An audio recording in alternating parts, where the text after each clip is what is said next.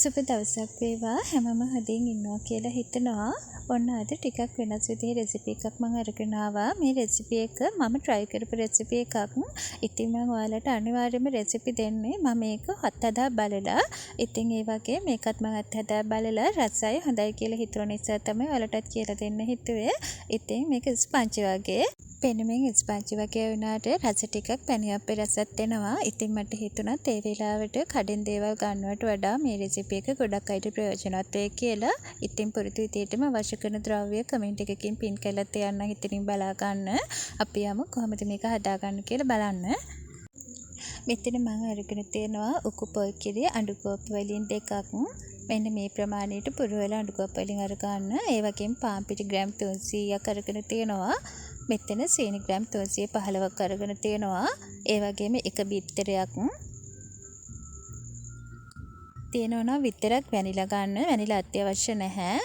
ලුණු තේ හැඳි 4න් එකක්. ඒ වගේම බේකින් සෝඩා තේ හැඳි 4න් එකක්. ඊස්ට් වලින් තේ හැඳි 4න් එකක්. ඒ වගේම බේකින් පවුඩර් වලින් තේ හැඳි භාගයක් අවශ්‍ය වෙනවා. මම මෙතන මාගරින් දෙකලා මේ තේ හැඳි 3ක් අරගෙන තියෙනවා. ඔයාට මේ වෙනුවට එළවලු තෙල් ඒ වගේම ගඳක් සුවඳක් එන්නේ නැති පොල් තෙල් පාවිච්චි කරන්න පුළුවන්. ඒ වගේම මෙතන මම සූදුරු වලින් තේ හැන්දක් අරගෙන තියෙනවා. සූදුරු ටික සෝදලා කබල ටිකක් වැදලා තමයි අරගෙන තියෙන්නේ. මේක එකතු කරගන්න අනිවාර්යයෙන්ම ගොඩක් රසයි. මුලින්ම ඊස්ට් ටික ඇක්ටිව් කර ගන්නවා. වෙනම බෝල් එකකට ඊස්ට් ටික එකතු කරගෙන අපි ගත්ත සීනි එකේම සීනි මේස හැන්දකුත් ඒකට එකතු කරලා මද රස්නේ වුණ අතර මේස හැන්ද දෙකක් එකතු කරගෙන හොඳට කලවම් කරලා වහලා විනාඩි 5ක් විතර පිපෙන්න අරන් තියමු. මේ තේන විනාඩි 5කට විතර පස්සේ මගේ ඊස්ට් එක හොඳට ඇක්ටිව් වෙගෙන එනවා. මේ වගේ යන්තම් හරි බබළු දාගෙන එනවා නම් ඔයාගේ ඊස්ට් එක හොඳ තත්ත්වයේ තියෙනවා. එහෙම බබළු දාලා නැත්නම් ඒ කියන්නේ ඊස්ට් එක හොඳ තත්ත්වේ නැහැ. ඒ කියන්නේ කෑමක හදන්න ගන්න එපා. හදන්න බෑ එහෙම වුණොත්. දැන් මම ඊස්ට් එකට බිත්තර එකත් ඒ වගේම දී කරගත්තු මාගරින් සූදුරු ටික එකතු කර ගන්නවා. ඒකටම අපි ගත්ත පොල් කිරි වලින් එක අඬු කෝප්පයක් එකතු කරගෙන අපි මේක විනාඩියක් විතර හොඳට විස් කර ගන්නවා. විස් එකක් නැතුවට කමන්නේ. ඔයාලට ගෑරුප්පකිනුත් මේ වැඩේ කරගන්න පුළුවන්. මම මුලින් ගත්ත සීනි එකෙන් සීනි මේස හැඳි 4ක් වෙනම භාජනයකට අයින් කර ගන්නවා. අයින් කරගෙන ඊටු සීනි ටික ඔක්කොම අපේ මිශ්‍රණයට එකතු කර ගන්නවා. දැන් හොඳට කලවම් කරගෙන සීනි ටික හොඳට දිය කර ගන්න. සීනි ටික හොඳට දිය වුණාට පස්සේ මේ වගේ ස්ටේන් එකක් තියාගෙන ඒකට අපි ගත්ත පාන් පිටි එකතු කර ගන්නවා. පාන් පිටි එකට බේකින් සෝඩා තේ හැඳි කාලේ එකතු කරගෙන දැන් මේ ටික ඔක්කොම හලා ගන්නවා. මේ විදිහට පිටි ටික ඔක්කොම හලාගෙන එකතු කර ගන්න. දැන් මම මේ ටික හොඳට කලවම් කර ගන්නවා.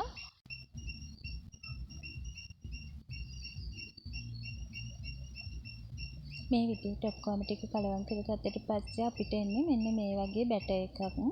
දැන් මේක උක්කු වැඩි. ඉතින් අපි ගත්තෝ අනිත් පොල් කිරි අඬු කෝප්පෙත් අරගෙන එකෙන් ටික ටික එකතු කරලා මම මේ පෙන්වන පදමට බැටර් එක දියාරු කරගන්න. මම හරියට පදම පෙන්වන්නම්. මෙන්න මේ පදමට තමයි අපේ බැටර් එක තියෙන්න ඕනේ. රිබන් එකක් වගේ එක දිගට වැක්කෙන පදමට හදාගන්න.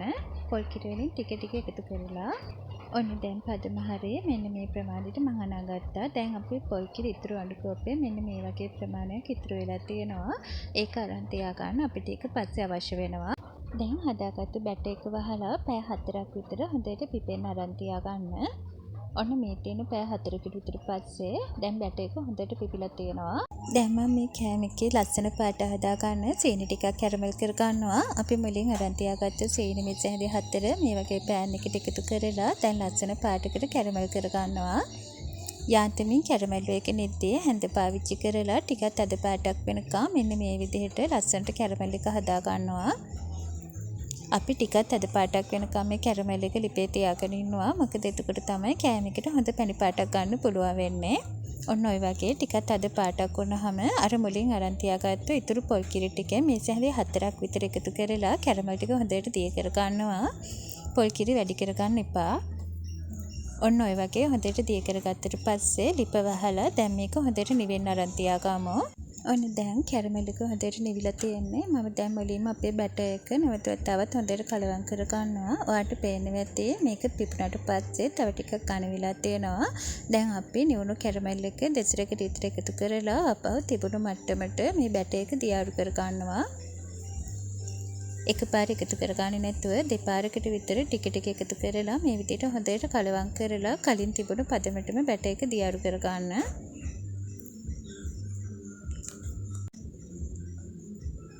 මම ওই විදිහට කැරමල් ටික ඔක්කොම එකතු කරගත්තා. එකතු කරගෙන හොඳට කලවම් කරගන්නවා. මේ වෙලාවේදී ලුණු වලින් තේ හැඳි කාල ඒ වගේම බේකින් පවුඩර් තේ හැඳි භාගය තියෙනවා නම් විතරක් වැනිලා වලින් තේ හැඳක් එකතු කරගෙන දැන් මේ ටික හොඳට කලවම් කරගන්නවා. වැනිලා අත්‍යවශ්‍ය නැහැ.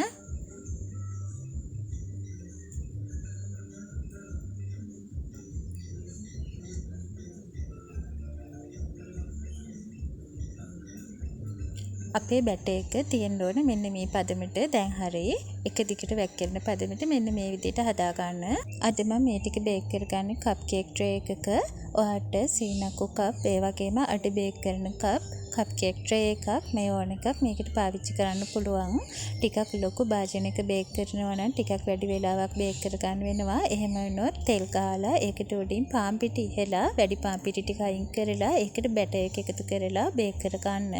දැන් අපි මේ ටික බේක් කරගමු. මම මේ විදිහට පරණ තාච්චියක් ලිපේ තියලා හොඳට වහගෙන මේක විනාඩි 5ක් විතර ප්‍රී හීට් කරගන්නවා.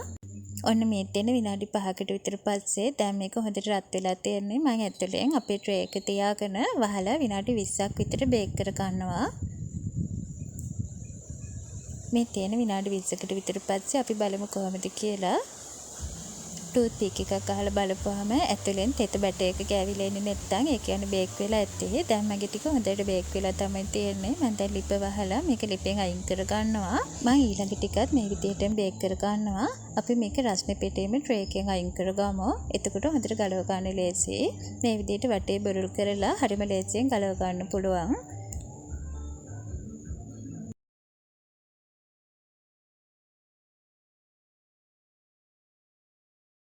චුට්ටක්වත් අඩිය කර වෙන්නේ නැතුව මෙන්න මේ විදිහට හරියම ලස්සනට හොඳ ස්පොන්ජ් ගතියකට මේ ටික හදා ගන්න පුළුවන්.